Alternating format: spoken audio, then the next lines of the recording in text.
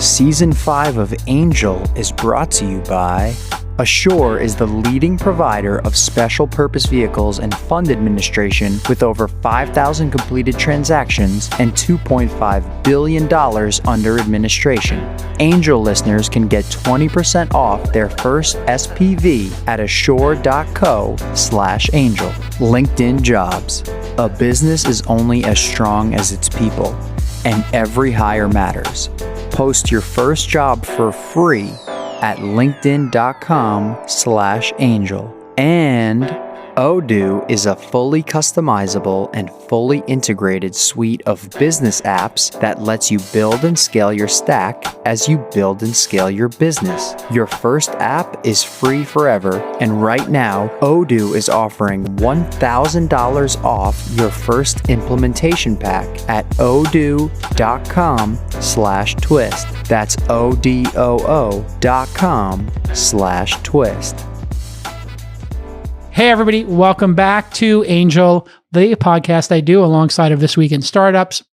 And we thought for our 5th season, we would talk to what I call super angels, people who have invested in dozens and dozens of startups, had massive exits, and who really understand the business. And today we have just a titan in our industry, somebody who, has built companies, invested in companies, and even does a really great podcast that all of you listen to, Master of Scale. You probably know him best from his time at Apple or Fujitsu or SocialNet. I kid. Those were his jobs that led up to the incredible LinkedIn and co-founding LinkedIn in, I think, 2003. Hasn't been on the pod for about 7 or 8 years. I think the last time you officially came on the pod was 2014 or something. Yeah, and we did it at LinkedIn. I remember. It was fun. Did it at LinkedIn in the conference room, and you've become a podcaster, but you also did a lot of angel investing. And now, how do you spend your time now? You're still on the board of Microsoft? I am. And so, it's a combination of, kind of boards, most of which are for Greylock, kind of things like Aurora and Convoy and Coda and other Nauto and other kinds of things. Microsoft. We just announced today that I'll be joining the Joby board if that deal. Oh yeah, Joby, the vertical takeoff and landing. My friend Sky Dayton is involved. Exactly. Right. And you're SPACing. Oh, are you SPACing it? Yes. It just got announced. I was going to ask you about the SPACs, and I just saw in my group chat with my poker buddies that Joby was going out. Explain to people what Joby is and the bet you're making there. Yep. So Joby, it's like. People like Peter Thiel have made the claim that, we've had tech stagnation because we were promised flying cars and we got 140 characters. And actually, in fact, it's the flying car. It's the electric VTOL, car that is very far along in its certification process. It's flown over 1,000 test flights and has been worked on for 10 years. And the whole idea is to open it up to everybody, to make it part of what you could do is commute or going to the airport or obviously an urgency going to a medical appointment. And it's Sky Dayton has been a backer for years. You probably know how many more years. I've actually got to know Sky through this, and we just pretty great. Yeah, stealthy executive. Like he doesn't like people to know what he's doing. He keeps his head down. I think he hasn't been on the pod since the first 10 episodes. When we used to play poker in LA, he used to come on the pod. So for Joby, I guess the question I have for you is, which will happen first? Will we take a Joby VTOL from, San Carlos Airport in the peninsula, or wherever, to Napa, or will we or to SFO, whatever, or will we take a self-driving car with no steering wheel? Which will occur first for the average citizen? For the average citizen, I think it'll be Joby. Why? So look, I've also heavily invested in autonomous vehicles. I led the investments in Aurora and Neuro and Nauto for Greylock. So I'm a huge believer in this. This is not a disbelief in autonomous vehicles. But among the things that you suggested is that the cars will be manufactured without a steering wheel. Made it very easy. Yes. Because I actually think that before we get to the real cars without a steering wheel, I think we'll have the autonomous vehicles that are out there that also have a steering wheel. Among other things, it's a fallback. right? So it's kind of a question of, like, all right, does it work? Oh shit, it's not working. Okay, I can drive it, right? Et cetera. And so when you start getting to that scale manufacturer without a steering wheel, I think by that time, there will be, Joby and eVTOL flights, in lots and lots of places. And part of actually the thing that people don't realize, they think, oh, eVTOL, that'll be like helicopters. Aren't those for the really rich, high-end folks? And the thing is once you begin, just like Uber transformed transportation, and Joby bought Uber Elevate, actually, in fact, and it's got the alliance with Uber for this. Once you do that, you start using it a lot. And a simple way to think about it is, like, for example, you're down in LA. Think about just going to the airport, especially during commutes. Right. Yeah. It'll just be a constant flight cycle, and it will help alleviate. You take out all the risk of the highways and going at 1 mile an hour and all the rest, and you get there, and that'll be available. It'll be at such a price. It'll be like an Uber-like price, which will be available to most citizens. It's amazing how this technology has advanced very quietly, but people have been flying in these. In China, there's a company that I was tracking. I forgot the name of it, but they've been putting humans up in these. Has Joby been putting humans in them yet? And under what circumstances and for how long? Ehang was the company, I think, in China. Yep, I'm familiar with Ehang. So Joby has had it's like over 1,000 test flights. It's a piloted vehicle, so you have the pilots, but also, for example, my partner Michael Thompson, as part of our due diligence, went and gotten one and flew around in it in order to see. When I talk to my friends, they're all like, "Sign me up! I want to be on the next flight." You're like, "Okay, I'm happy to do that." I got to figure out how we make it work, especially in these odd pandemic times. But they've taken up a number of people, so they have safety protocols and all the rest. And part of how, like, there's safety, noise, and cost, and all of those things Joby is better on. Safety, you have the modern software, multiple rotors, on sound. Actually, in fact, if you go and listen to the launch thing, we have the JoBen Bevert, who is the visionary and the CEO and the founder of this, talking while a Joby is taking off behind him. Wow. So you can hear how quiet it is. And then obviously cost, which is, kind of like, well, no, actually, in fact, as you begin to run these things as a service, actually brings the cost way down. Yeah. And they're battery powered, so they're not polluting. And I think the concept with these is wherever the station is, they land and the battery pack comes out to get charged and a new battery pack comes in. Is that one of the secrets to this quick turnarounds in terms of them going from an airport to wherever, downtown LA? Exactly. There's multiple secrets, but yes. That seems to be, I remember, when Travis at Uber was talking about them, he was really high on them, no pun intended. When do you think these will be operating and people will be able to take them for a ride? Because it does seem like over water, because it's regulation. And in a bay city like Sydney, or, the Bay Area, you could fly over the water and there's no noise issue. Nobody's going to get hurt. If it does need to land, these things could have pontoons or whatever. I'm assuming they can safely land in water. And the test flights for Joby, I think, were over water. I've seen some videos. So when do you think, if we had to pick a random year in the United States, we would see one of these from Joby or another company allowing consumers to do test flights, like at the Grand Canyon or over Lake Tahoe? So I have seen Joby test flights over land already. Yeah. I'd hope, I think the company is planning 2024. There's obviously FAA certification. One of the things that people don't realize is that actually, in fact, there's lots of places where there's helipads where the helipads don't operate because the noise is prohibitive. So when you bring the safety and noise, so for example, I think there's some kind of regulation. I haven't tracked this down, but there's some kind of thing like if you build skyscrapers in LA, they have to have a helipad on top of them. Yeah. And so that means you guys have helipads all over LA. Everywhere, yeah. Yes. And so what that means is actually, in fact, there will be a bunch of places where these things could land and take off as part of it, given that they have safety and noise. So long way of saying 2 or 3 years, you might be able to take one of these. Yes, exactly. That's just astounding because it does seem to me with self-driving, you're correct. If you drive a Tesla today and you're going from the peninsula up to the city, 80% of your ride, 90% is perfect. But on the surface streets, people jumping out in front of cars, all the randomness that occurs in San Francisco, you don't want to have it on autopilot in the city. Yes. Still going to be 7, 8, 9, 10 years for that to work, you think? Or inclement weather conditions, right? I mean, you should be attentive to when you're using, current, driver assists, because, the stakes are high, not just for you, but for other people. Yeah. And this means the idea that a driver would be removed from an Uber or a Lyft is a long ways off, because you're going to need somebody to be able to take over. So it's a 10-year plus vision, right? I think. Yes. It's pretty amazing. Now, explain to me, were you doing the SPAC with Pincus too? Yes. So you and Mark did this? Partners, yeah. And you guys have been collaborating, Mark and I have been friends forever. You guys have been collaborating since the social networking days. Yep. People don't know, but you did was it SocialNet?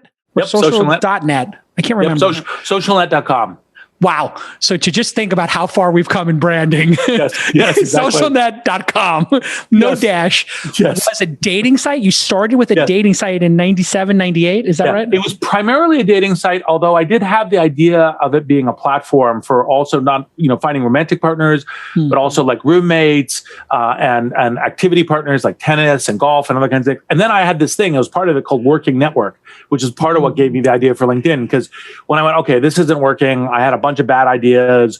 What would I do? And part of what I've come to realize in designing entrepreneurships is you want to do things that are contrarian but right. I said, which of these services was the most broken, didn't work, but most critical? And it was the working network. It was the working part of SocialNet. I was like, okay, so that's what I'm going to focus on with LinkedIn. If you're an accredited investor, you need to understand what a special purpose vehicle is. This is how I have made my career. What is a special purpose vehicle? Well, it's an investment vehicle that allows up to 250 investors to invest up to $10 million into one entity on a cap table of a startup. Nice and clean, not 250 names, but one name. If you're an angel investor with a bunch of rich friends, you could start your own syndicate powered through SPVs. Here at launch, we could not be more pleased with our partnership with the team at Assure. They power my syndicate, which is the largest one in the world, over 6,000 active members. TheSyndicate.com is the back end that I rely on to get all of these syndicates done. Assure is the leading provider of SPVs, special purpose vehicles, and fund administration, people running venture firms, with over $2.5 billion in AUA, if you're wondering what that is, assets under administration, not management. That's what I do. And over 5,000 completed transactions. Amazing. They've developed an innovative software called Glassboard. It basically automates everything. It makes it really easy breezy for you to make sure everybody gets their documents from the entity formation all the way, hopefully, please, to the IPO. Not only do investors like it, founders love it. They love it because it just keeps their cap table clean. That's the number one thing for a founder. They manage the entire process over the life of the investment, and you are going to get 20% off your first SPV. What a great deal. Assure.co/angel. That's assure.co/angel to get 20% off your first SPV. During this time, people don't remember, let's say, the early 2000s, 2003 to 2007. You actually, maybe through PayPal, I guess, knew Sean Parker. And am I correct that you're the one who introduced Zuckerberg to Peter Thiel for that famous investment? Yes. Tell us that story of the first time you met Zuckerberg and introducing him to Peter Thiel. So, and actually, and Sean has a bit of a role in this because Sean and I had met in the very early days of LinkedIn because he was doing Plaxo. And so we got introduced and we talked about our visions and what we're doing. And Sean's obviously crazy smart and was like, oh, that's interesting.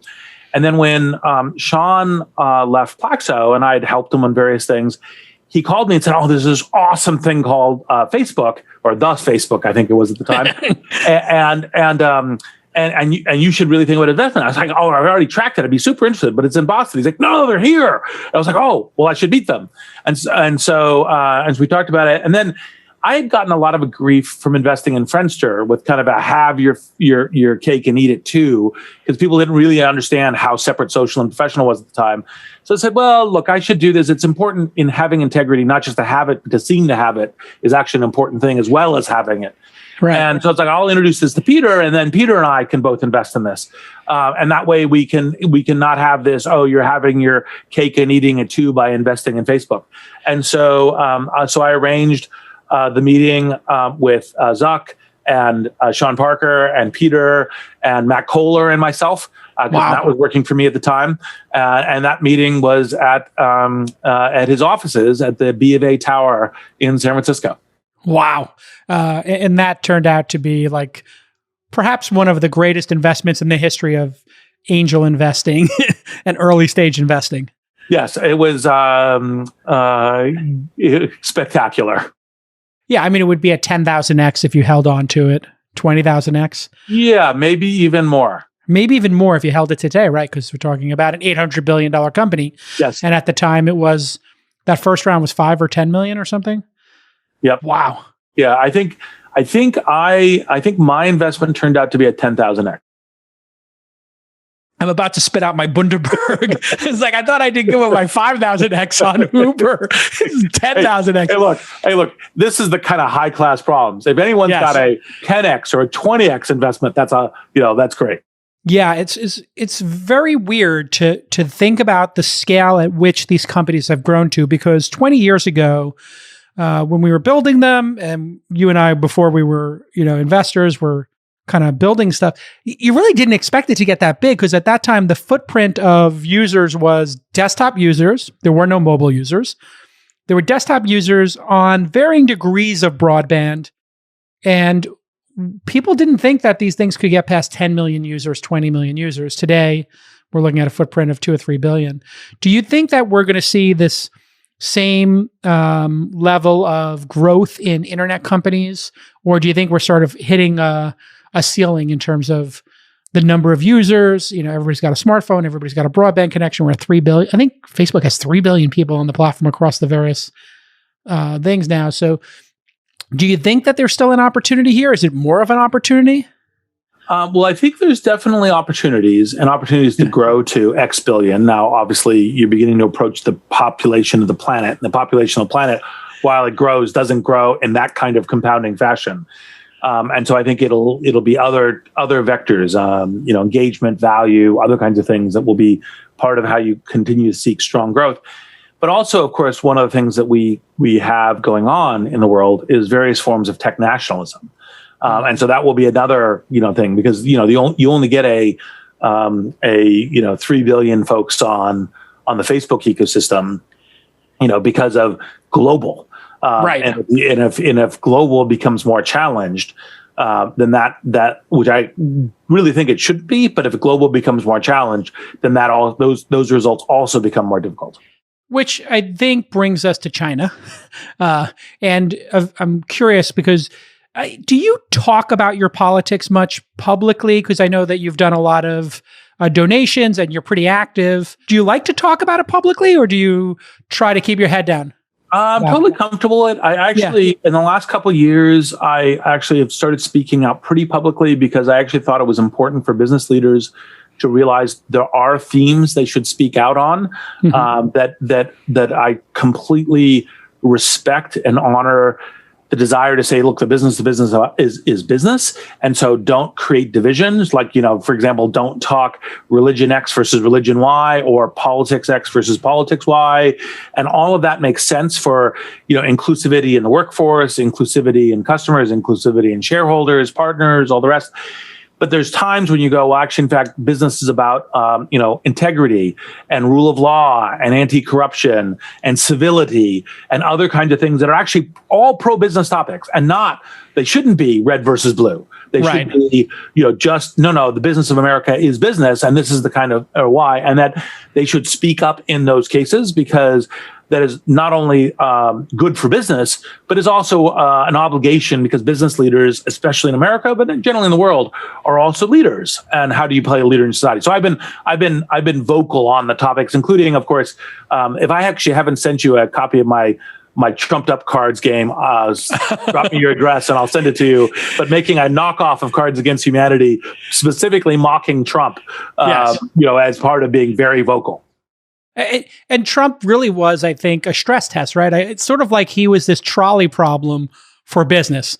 Like, what do you do with this unique individual, to be generous, who is acting in a way that is completely irrational, unpredictable, dangerous? And then what do you do if you're trying to be inclusive, like, let's say, Zuck at Facebook, or I remember Travis at Uber was on one of his boards, or even, somebody who's incredibly progressive like Tim Cook, who is fighting for the right fights. Every time there was a business meeting, he's sitting next to Trump. Now, what do you think the right way to deal with that is? To just disengage or to try engage them? And how do you rate Zuckerberg's performance in this, which he seemed to be, and I don't know if he's right wing or not.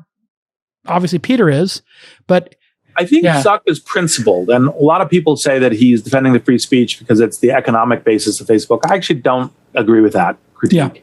Yeah. I do think that I have points which he and I've talked about where I kind of have a different interpretation of freedom of speech, and I think freedom of speech is important. I've defended it myself. In fact, it was my very first television performance ever was Firing Line in 1996, talking about the government's ability to regulate speech on the internet, And so I think that I think it's important to speak up.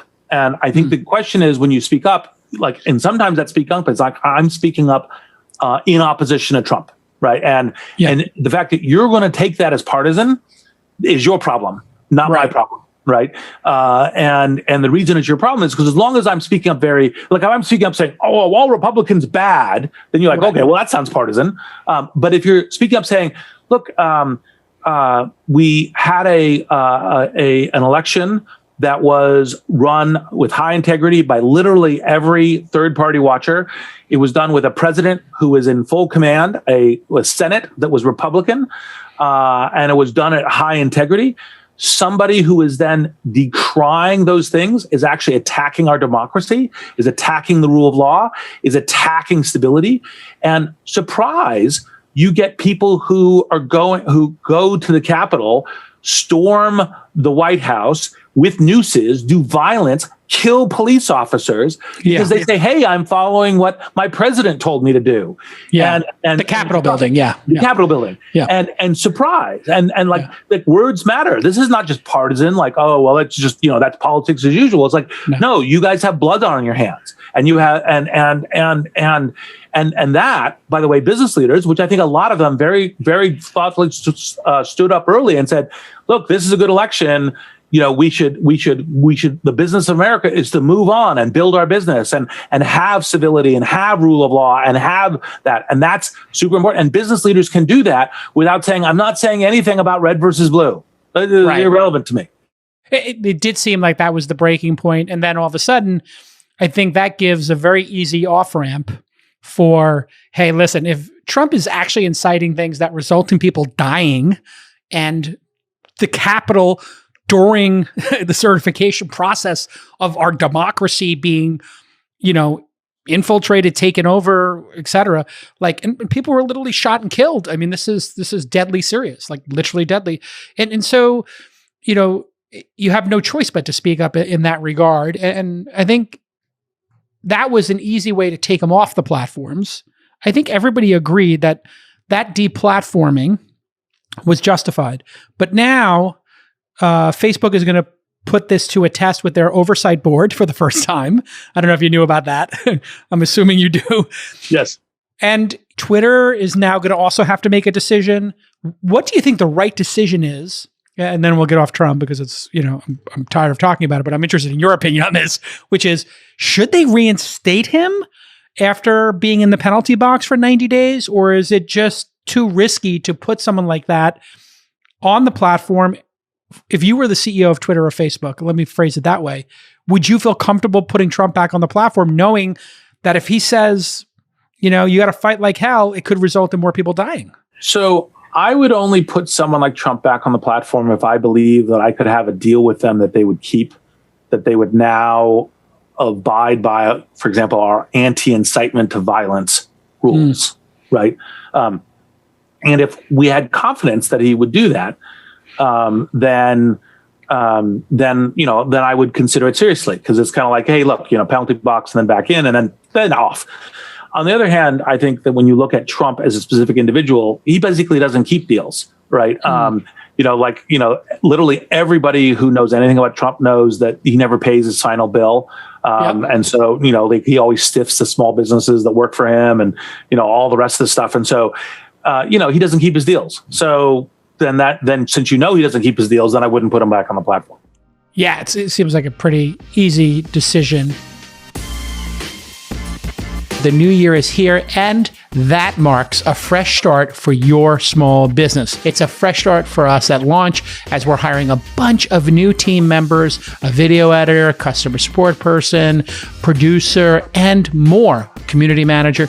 We need people. Well, do you know where we're finding all these great candidates? I think you do. LinkedIn Jobs. Of course, whether you're shifting your business hours around or you're hiring more remote employees like I am, one thing that remains unchanged in this new world is the importance of having the right people on your team. You got to get the right people on the bus, then you decide where you're going to drive the bus, right? When your business is ready to make that next hire, go ahead and check out LinkedIn Jobs, where they can match your role with qualified candidates so that you can find the right person quickly. And to lend a helping hand, you get your first job free. I am not kidding. If you go to linkedin.com/angel, linkedin.com/angel, they will let you post your first job for free. You've got nothing to lose. Of course, terms and conditions apply because they're giving it to you for free. Post a job with targeted screening questions. I love those. Like if we were asking, hey, what's your favorite podcast? Or who are your favorite guests on This Week in Startups? That filters out the people who are serious and maybe the people who aren't as serious. And over 722 million members worldwide. It's so easy, it's so elegant, and it's so effective. You want to save time, and you want to save money, and you want to get the right person. You're going to do that all by going to linkedin.com/angel. Thanks again for supporting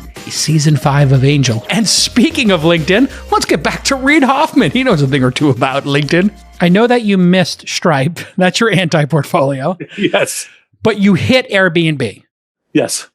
So tell me those two stories as an investor, and I believe this is, when you're a VC at Greylock. Yes. Tell me, both of them. Tell me about meeting the company and saying yes to one and saying no to the other, and why you made those decisions. They both have wonderful, colorful narratives. Which one do you want to hear first? Let's go with the pain first, so that we can have the palate cleanser of the success after, so it's not lingering. Yeah. So I get this email from Paul Graham, who we all respect massively, and writing and leadership and YC and all the rest of the stuff, saying, hey, there's these two young, Irish brother entrepreneurs who are doing this thing that's going to reinvent banking, and you should meet them given PayPal and so forth. And I said, well, okay, look, I totally respect Paul. Sure, I'll meet with them. And I met them. That was when I met them the first time. And they said, hey, we got this. We're starting a tech up. So we're building a payment service where it's kind of just the tech. Make it super easy to use, super easy to integrate. None of the classic hackneyed tech that comes from banks. We've already got a whole bunch of YC people using it. We'd love it if you would put some money in and do it. And I said, oh, I'd love to put money in. And they said, okay, and here's the terms. And I went, oh, this is the classic, those aren't the terms I invested in. Right. Right. And I was like, well, that's a high price and a low percentage that you're expecting me to come on this journey and work with you on. And look, you guys seem really great and spectacular, and I'm just kind of getting to know you. So look, let's be friends, and I'll help out as I can and so forth. But nah. So you passed on valuation, which was probably 15 or 20 million coming. 20, yeah. So at the time, to just give people an idea, the benchmark at that time coming out of YC 6, 7, 8 would be the typical valuation, and they were looking for 3 times it. Yes, 3 times, and also not like 3 times it give me 5 million at 20. It was give me 750K, right? So the percentage is like tiny, and so you're like, okay, and like I like to be an active helper, and so I like to have to have enough of a skin in the game in order to be like hey, you call me at 7 p.m. and say I got to talk to you today, and I call you before the end of the day, right? Like that kind of thing, and being helpful. And it was just like, that's the economics aren't right. Now, of course, if you had known that Stripe was going to become the giant it was going to is, it was like, oh, the economics are just fine. But that was And that is the challenge of angel investing is, especially even at that time, I don't think we actually thought that these companies could easily become worth $100 billion that we're seeing now. Airbnb, Stripe, Uber, DoorDash is worth, I think, 40 or 50 billion. Like, we actually didn't think they could become worth what they're worth today, or they could grow as fast. So we had a fundamental misunderstanding of valuation at that time, do you think? Yes. Also, by the way, part of it is understanding that just like there's all these things where we kind of take current as too steady state. Like frequently TAMs are understated because the TAM grows. We take the connectivity of the whole populace, not anticipating mobile, and a bunch of other things, as per earlier conversation when we were talking about valuation. International, right? International, a bunch of other stuff. And so we just don't, and by the way, valuations follow those things.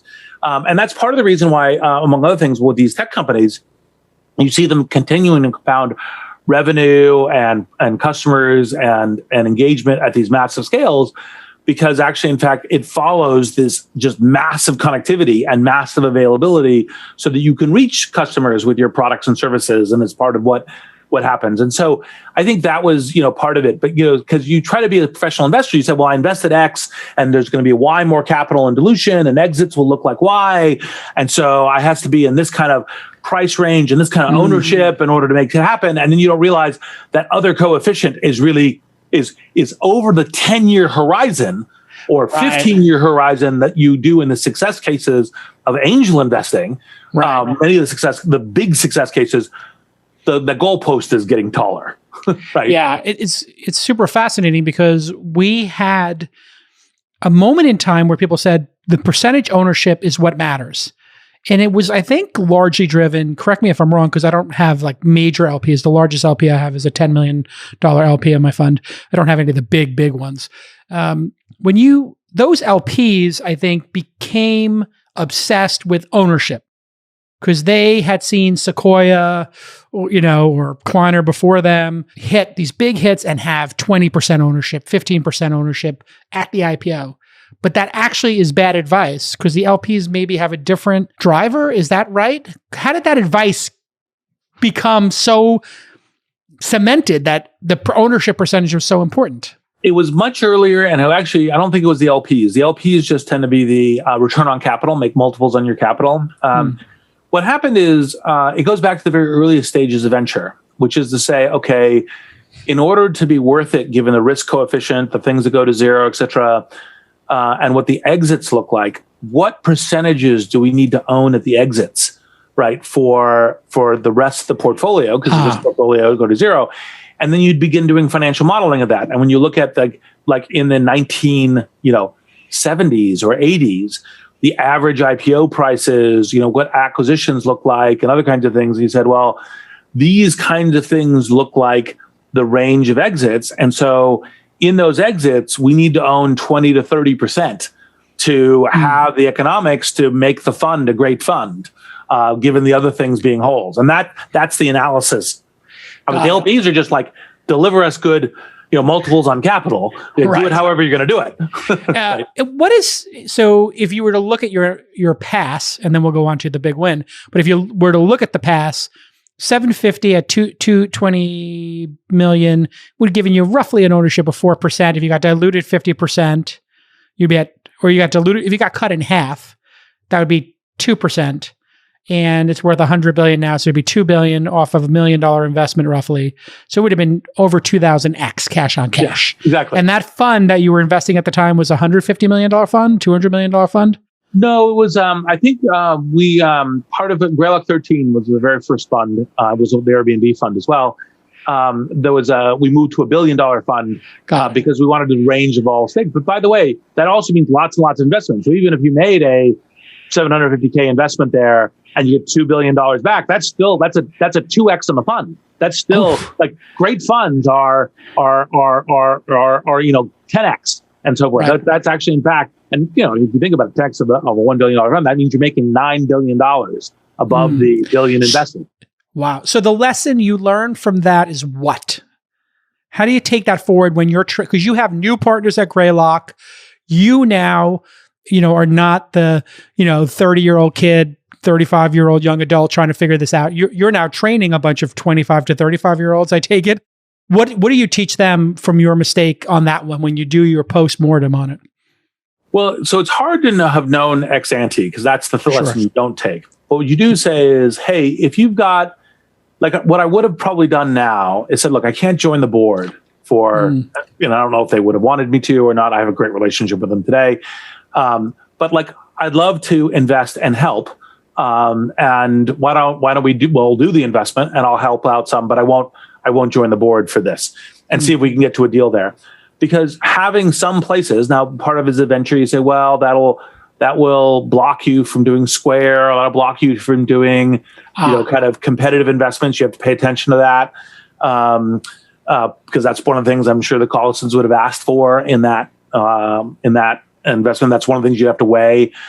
Also to look at, sometimes when you say, look, while it's still, generally speaking, for the exits, good to target kind of 20% plus ownership, because it's the small number that go to this the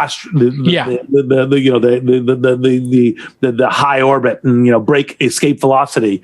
But so you still do it. But on selected cases, you say, look, there's actually in fact a real chance at this.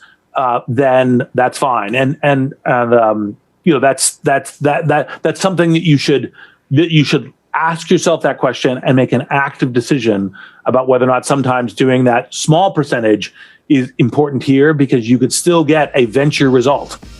Right.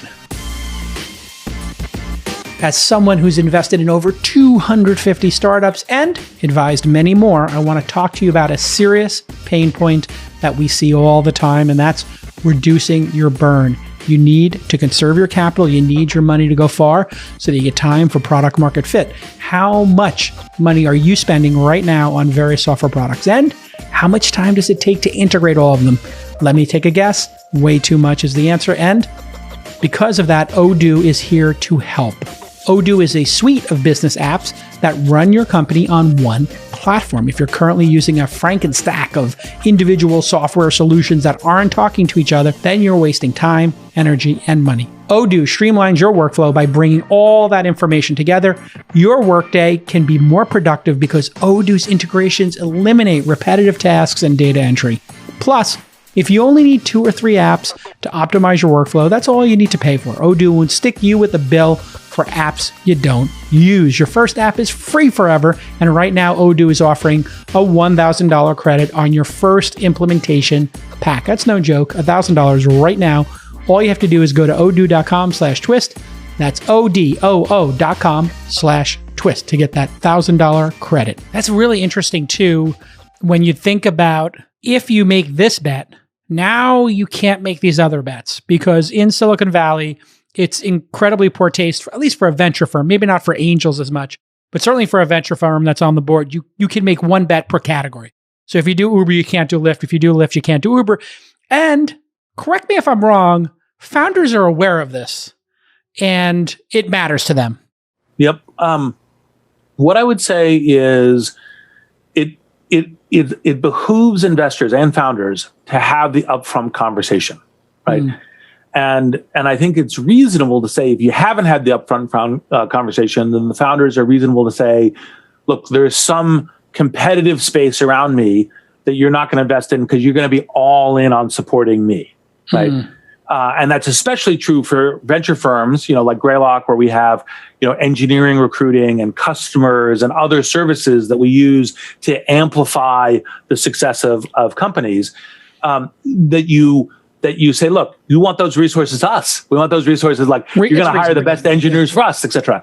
And so that's reasonable. Now, if you, I find, and I recommend everyone do this, both founders and investors, to have an explicit conversation about what counts as competitive, where it's okay to do it, that kind of thing. And so, and by the way, when you do that, sometimes you can end up with great results. So like, for example, take autonomous vehicles. So I invested for Greylock in Aurora, and I'm on the board.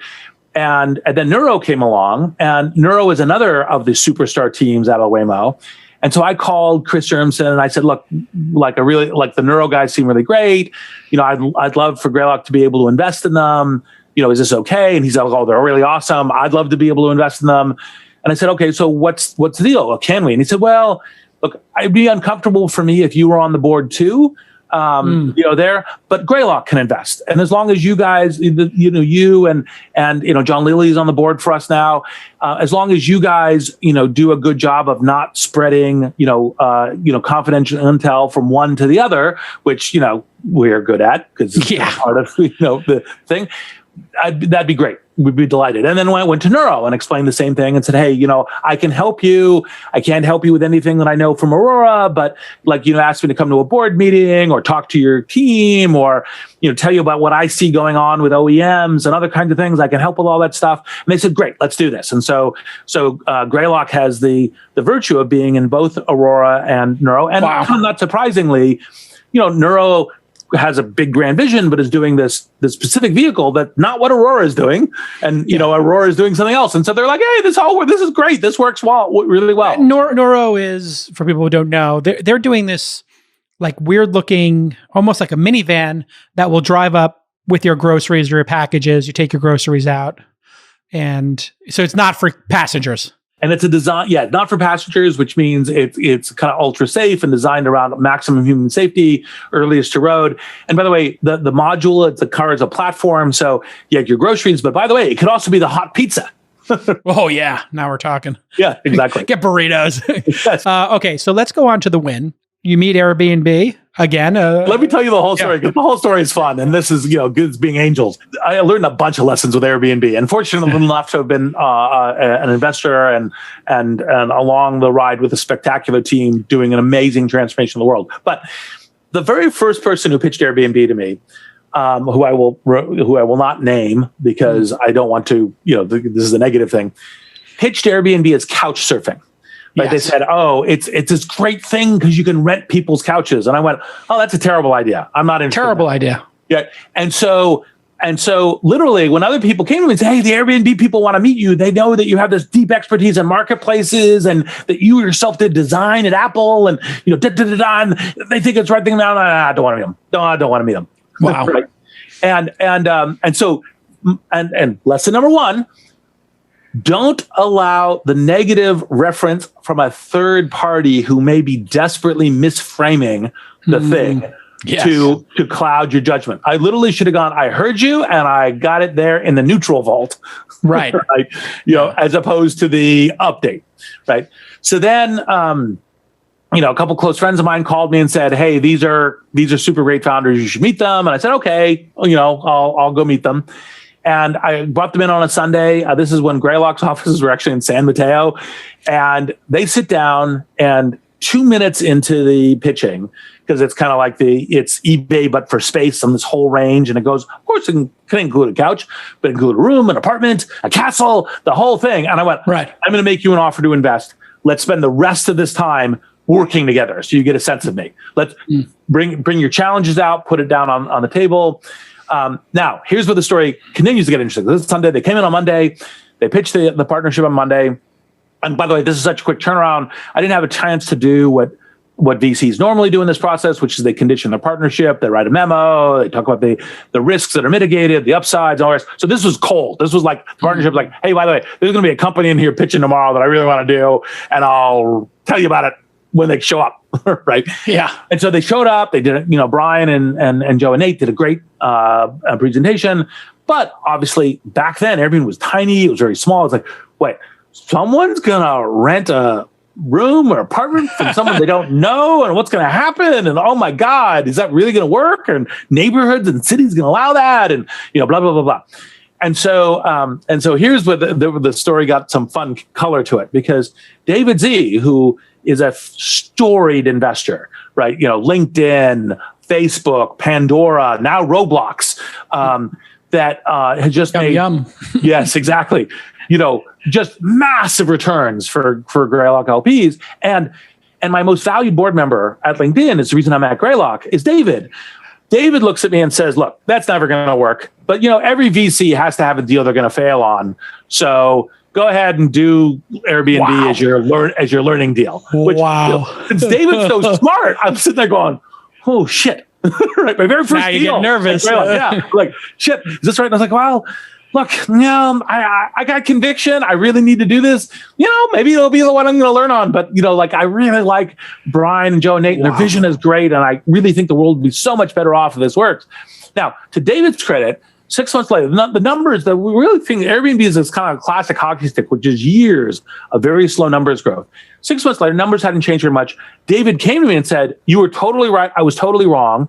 What did you see that I didn't say? How do I update? Because this is one of the things that's great about venture partnerships is you're learning and you're sharing your learnings together. So you're updating your calculus about, what kinds of things work and don't work and how to do it and how to build companies and which investments to make and what's going on in the world and technologies and government regulation. I said, look, you were totally right.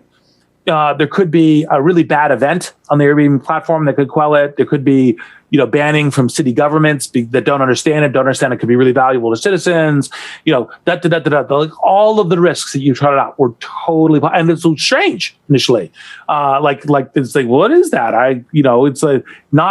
It's only a small group are really passionate about it, and it has to grow into a feeling of normalcy.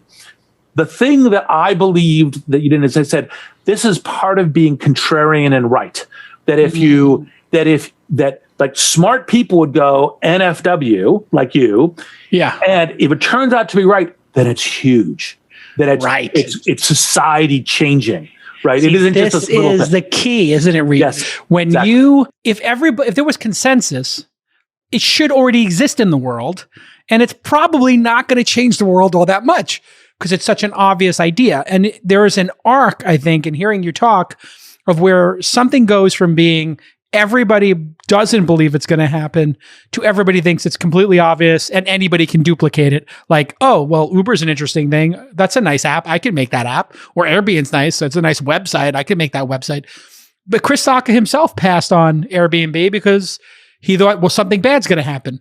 Yes. And this is very instructive, isn't it? Because something bad always happens in every company. Robinhood, which we were lucky enough to be angel investors in, had a rough couple of weeks. Uber had a rough couple of years. Airbnb had there was some meth party that occurred. And yes. A criminal stole a credit card, rented an Airbnb place, and just trashed it. Right. I don't really know, meth party, whatever reason. It was a meth party. I remember. Yeah. It was a memorable TechCrunch headline. It was like, we've been waiting for this headline. We've had this in the drafts folder. And by the way, that's part of where you see founders, because when it's a little bit like there's this expression that we use a lot at this nonprofit for entrepreneurs that I'm on the board of called Endeavor. It's global entrepreneurs. It's like when the times get tough, the tough get going. And that was exactly what you saw with the Airbnb founders, because they went, okay. And literally they said, everybody for the next 6 weeks, we're working on trust and safety. Whatever your job is, figure out the trust and safety analog. And that's what we're working on the next 6 months. We are turning into this. We are solving this problem. We are going to be great for our community because that's what really matters. And we are going to be there for them. And that was like, yep, those are the kinds of founders you back. In a way, it's people think that these are like these incredible founders who are visionary and they just come out of the eggshell perfect. And it's these moments where entrepreneurship is forged in fire and pain and suffering and pressure. And you think you're going to quit, right? Whether it's Airbnb 10 years ago when this happened, or the GameStop April stuff 2020. Or April 20. Well, I mean, let's talk about that. Are you still on the board of Airbnb, or no? Part of the fact that, because by the way, maybe one of the things I learned from the Stripe stuff was to say, hey, accept a lower percentage. And so the deal that I struck with Brian is say, look, I'll invest for a lower percentage, but I'll be a board observer. And then when you go public, I'll drop off the board because and it's like great.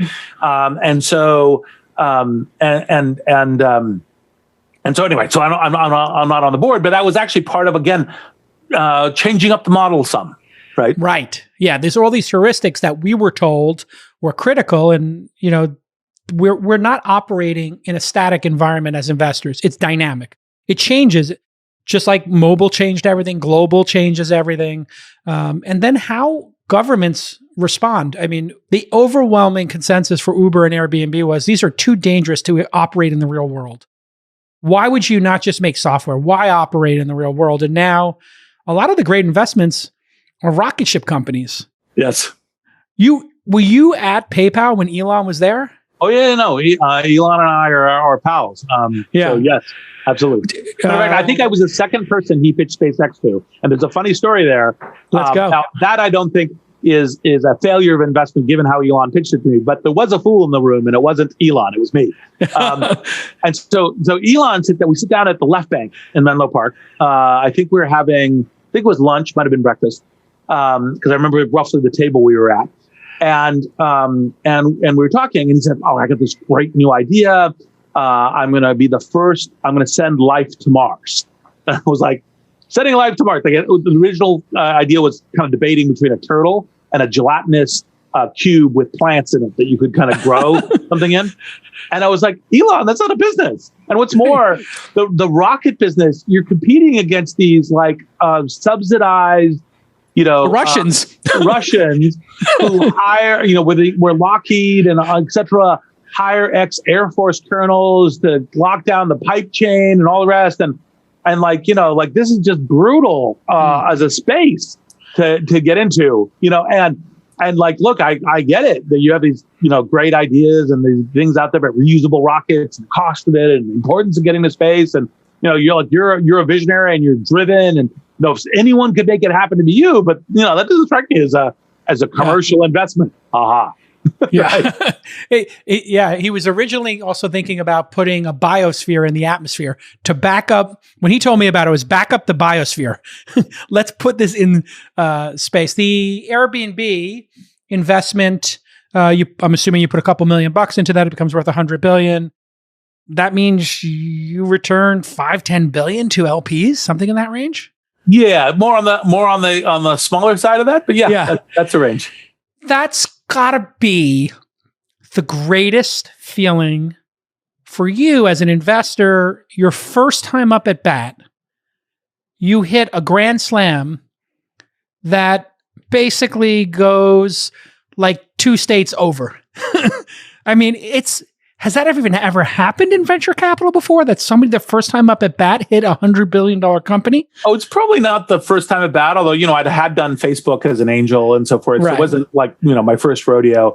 Right. And look, it does feel great. But part of the thing about these things is that part of what you're doing in investing in a portfolio is you're playing for a portfolio, for luck, making sure luck, trying to allow luck to break your way. Could I have told you for sure it was going to be that? Of course not. No. Right? I mean, that would have been crazy, right, to do that. There's all these places where things could break on the way. And, one of the things that we unfortunately make is the decision, actually, this because you're an expert poker player, is this whole resulting thing, which is you're a genius if the result's good and you're an idiot if the result's bad.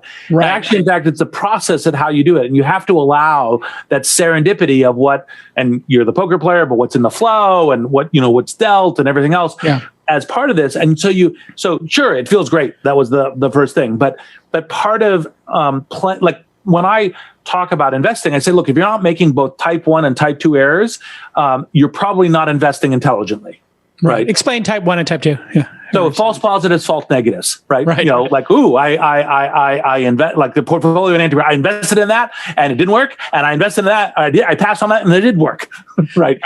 And if you're not making both investments, you're not making both errors. You're probably not investing smart. Now, what you want to do is enough of the right, true positives. Right. That's the really key thing. The other thing that people don't understand about this business frequently is they go, oh, well, you invested $10 million in that. And do you regret losing it? And you're like, you never regret the 10 million. You regret the 10 million you didn't put into Stripe or into Twitter. I missed Twitter. Evan's like, if you want to angel invest in TTR, I could. Yes. Yeah, exactly. Like, those are the misses. SMS. I was like, I remember him showing it to me over breakfast with Biz, and I'm like, he's like, now type in what you had for breakfast, and now Biz has had tofu scramble, and then you have huevos rancheros, and I was like, you just cost me 5 cents. Like I get 200 of these SMS a month. Like this is so dumb. Why isn't this a website? Like You're going backwards in your career, Evan. You went from a blog post to now the headline of a blog post. If this succeeds, it's going to be a cacophony of idiocracy. Yes. I was right, but I was wrong. Yes, exactly. You were both right and wrong. It's like one of the most humbling professions because, yeah, you miss things and then you hit things and you don't know until what, year 5, 6, 7 of an investment, how you did? Frequently, yep. So when you're training young investors, what is the process that you think is the winning process here as we sit here in 2021 for being a world-class investor?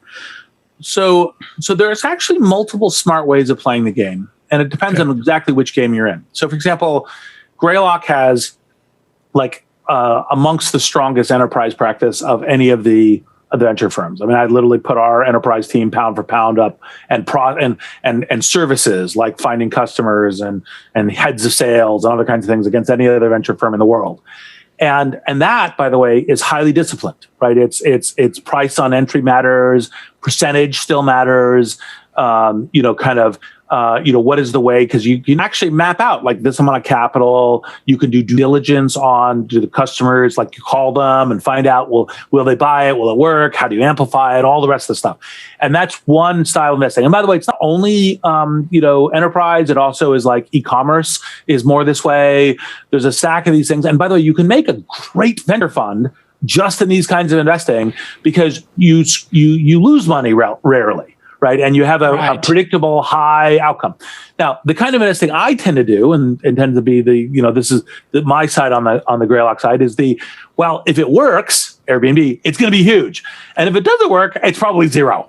And it's probably not going to work. Yes. So just so we all agree going in. Yes, right. So I'm going to have a portfolio of these things. And so that's, of course, part of the reason why I like, the autonomous vehicles, is me. Crypto is both me and Josh McFarland. So I did Zappo and Josh McFarland did Coinbase. And so, you get some spread out. It's not just me doing who knows, kind of investing. And so on those, it's this funny power law, which is your most successful investment is probably worth more than everything else combined. Your next most successful investment is worth more than everything else combined. Yep. And so you're really playing for the grand slams, and then how those come together, and then making that possible. And that's that contrarian but right. And how do you tune that?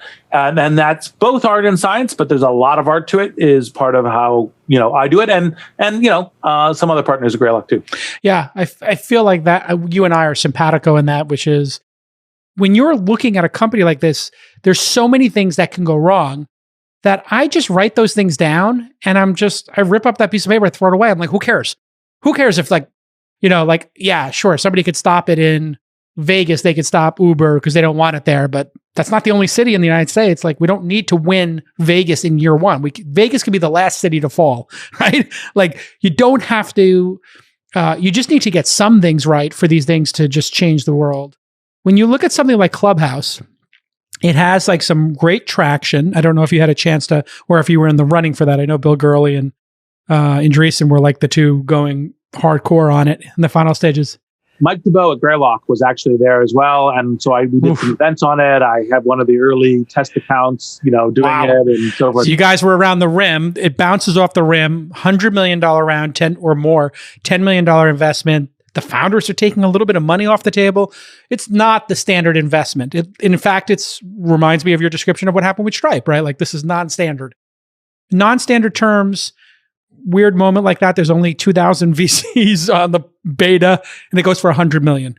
Did you want to make that bet at 100 million?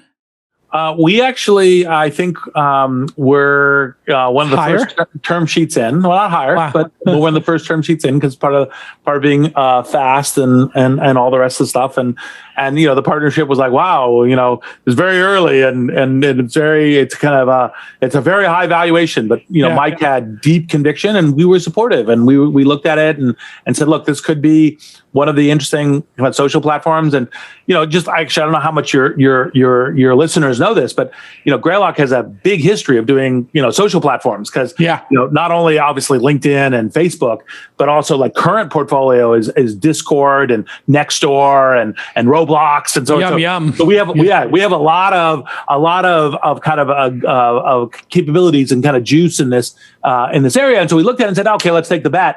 And I don't know exactly which mechanics. I know we still have a great relationship with the founder, but we were in the running. Now you look at the second bet. A couple of months later, 100 million out of $1 billion.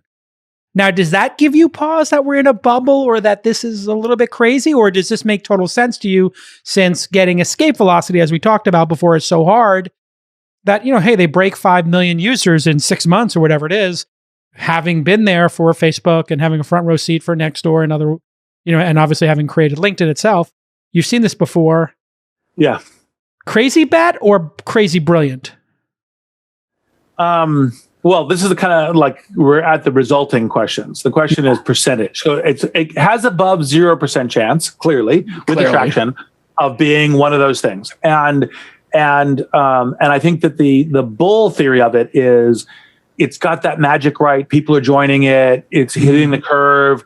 It's part of a portfolio. You should take the bet. Price doesn't, matter other than the fact that go on the bet, even though it seems like a crazy price or to do it. And that would be the bull case. The bear case would be, look, most of these really successful social platforms tend to be more asynchronous than synchronous in terms of how they platform the apps. And will Clubhouse get there? I'm sure they have plans to. And so, you kind of, and that's where you got to go to, is the price right on it? And I think, classically, people are going to judge it by the results, but I don't think it was a dumb bet to make. I don't think it's a dumb bet either. I'll be totally honest. I think it's so rare that a paradigm shift happens, and we've witnessed them, that you have to make the bet, whether it's, images when Instagram, video with Snapchat, and now this. You just have no choice but to make the bet, because owning whatever they own now, 20% of it, I guess they got 10 million and then 100. So they're pushing 20% of it. If it becomes worth 10, 20, $30 billion, it's a no-brainer bet. I'm assuming you went into quarantine in early March, like the rest of us. Yes. And now we're getting close to a year now, but vaccines are coming, and it's obviously we're in the end game now. I think everybody would agree. And if you're looking at this as a historical document, we've been doing, we've had days of over 2 million shots, and Israel is kind of on the other side of it. And this miracle vaccine is truly a miracle and probably undersold. Have you met with any founders in person, or are you doing all your investing over Zoom? Or do you do like a walk and talk with them? Because the whole business prior to this was about that Sunday where you took out the book and said, let's jam. Let's jam on a Sunday in San Mateo. Yes. So I have been completely bio-bubbled. Me too. So I have done, there is a stealth investment that I joined. I'm on the board of that we made, I think, early this year. We were closing it in December. I have yet to meet the founders in person. Right? And they have yet to meet me. We have a great Zoom conversation. And so, yes, that's where you're doing investing. And then the other thing I would say is, look, I have strong hope of getting back to, kind of the, being in person in all kinds of ways. I think there's lots of virtues to it. One thing is, despite the fact, and by the way, I think it's a miracle pro-globalization of how the vaccines used to be done in years, now being done in months. We're even probably figuring out how to do the safety protocols with the same safety, but quicker for future kinds of issues. Now, that being said, given unevenness of vaccine manufacture, unevenness of distribution, that contributing on a global basis to variants of COVID and having different variants running around, and some of these variants, the vaccines will be fine against, some of the vaccines, the vaccines will be less fine against, and all the rest. I just want to kind of caution everyone to think a little bit too much like, oh my God, it's just a couple of months and then we're good. And you're like, no, we're going to be in turbulence for a while, and plan on that. And so personally, I think I'll be like, I will be a late adopter to emerging from the bio bubbles because I can work perfectly safe for both myself and contributing to the rest of the world in this kind of in this virtual simulation reality. We literally are now in a simulation in a Zoom room. All right, we're wrapping up here. Just what does it mean for the future of San Francisco, where people have fled? Young people don't want to come to San Francisco anymore. In large part, they don't see the need. And then getting a CFO or somebody who's like been at big companies for 20, 30 years to move their family to San Francisco or the Bay Area is really hard. Right. And they're just like, they don't see the point of coming here and they want to work from Utah or Miami or Austin or LA. People don't want to be here anymore. It's kind of broken. What happens to San Francisco and the wider Bay Area? And do you think you need to be here because like you said, you're doing everything over Zoom? What is the future of Silicon Valley? Well, I think, look, when you have a brand and a position and a, kind of a like people know who I am. I run this podcast and I've done these investments. I think I could do this, through Zoom. Totally 100%. We're ongoing. But like part of the definition is the young Turks, the women and the men who are coming with hunger, in their hearts, in their bellies, and so forth, and every available advantage for doing it. And that will be like they'll be less like sanguine about is it through Zoom or is it in person? It's like every available edge. And so I am a very strong believer that Silicon Valley broadly itself will bounce back, will be super strong. I think San Francisco has some ongoing problems between the kind of the city and the people and the government kind of not really liking the fact they have a tech industry there, which I think is kind of a little nuts. Insane. It's like every city is fighting to court the tech industry, except the one that already has it. And they're trying to drive everybody out. It's so weird. Exactly. It's a level of dysfunction nobody could ever anticipate. So there's a difference between San Francisco and Silicon Valley. I think Silicon Valley will be back to the races. Now, my hope is that with some of this diaspora, we will see many more growing great tech centers. I mean, LA and Boulder and Denver and Seattle and New York and all that will all benefit from that. And so we'll, as opposed to Silicon Valley literally taking all the oxygen, there'll now be multiple areas. And by the way, I think that will ultimately be better for Silicon Valley. I think that region competition will also be, I think, a strong benefit. So I'm hopeful that the answer is really both. Okay, as we wrap, you have done better than you could have ever anticipated, I assume. Yes. We're both now over 50, if you can believe it. Yes. I don't know if you're starting to feel old or tired, but you seem more enthusiastic than when I met you 20 years ago. What do you think that, you got this last, whatever we got, hopefully we got 20, 30 good years left, Reid. Yes. You want to just keep going this way, or are you going to run for president? What do you think? Definitely not running for president. Why not? You'd be great. Look, I try to support the people who jump on the public service grenade, and I am more of a technology and a company builder and so forth. So I, try to support those folks who go into this melee. Like a friend of mine was thinking about running for president. And I said, look, you will go from celebrated CEO to suspected criminal in one announcement from this sort of stuff. And so like you want to do that. And what did Zuckerberg say? That wasn't Zuckerberg. I don't think Zuckerberg has an interest in this, but no. I don't know. But I don't think so. I don't think so either. And so, for me, I like, how do we build the future? And I'm trying to help, like, for example, all this craziness around the tech lash, saying, no, technology is how we build the future. There may be challenges of technology. There may be things that are broken that we need to fix. And the way we fix it is through technology. Yes. Right? And have you not been paying attention? Yeah. So like, it's don't stop. It's not the answer is no, don't do X, do Y. Like Y more than X. Like let's do it this way. Like that optimization, kind of tweak it. Yes. And maybe even strong improvements, but it's not stop. It's do this instead. Right? Yes. Like, how do we do this? Because it's so easy to be a critic. It's like, well, be a politician and don't lie. It's like, well, okay, politicians have to assemble a coalition, so they are sometimes going to fudge the truth in various ways, and that's unfortunate. And the good politicians really hate doing it, but you can't say, like, stop, right? Like, no, do it this way. So, for example, like, say where you disagree, but like articulate the positiveness and try to get people on board, that kind of thing. And so, anyway, the same kind of thing around the tech lash stuff. And so, for me, part of what I see is the way I describe myself is I'm a tech optimist, not a tech utopian. Just because you build a technology doesn't mean that there's necessarily a good result, but you can shape the technology to amazingly positive outcomes. It's one of the reasons why, while I admire Black Mirror, I find it painful to watch because you're like, well, I know how to fix that. Like I know how to make. I know how to make that not happen. Right? Just get rid of the follower account. Yes. Just don't put that when that person puts all those likes. Don't put that at the top of the feed. Yes, that's a fixable problem. We can solve that. Yes, and so that's the reason why I still have the fire in my belly and the hope for the future. All right. Well, there we have it, folks. Podcaster, investor, entrepreneur, but most importantly, tech optimist. Hey, let's do it again next year, not 7 years from now. Can we do that? Absolutely. Can we put it on the calendar now? Absolutely. Loved having some time together. Cannot wait to see you in person again in the after times as opposed to the before times.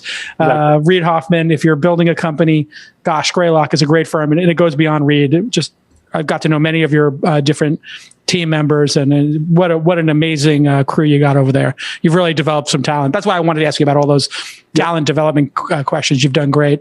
And if you want to read about Reid Hoffman, reidhoffman.org. And if you want to hear his last appearance in November of 2014, episode 490, and Masters of Scale. Just a great podcast. Really well done. All right. I'll see you soon, brother. Jason, always an honor and a pleasure.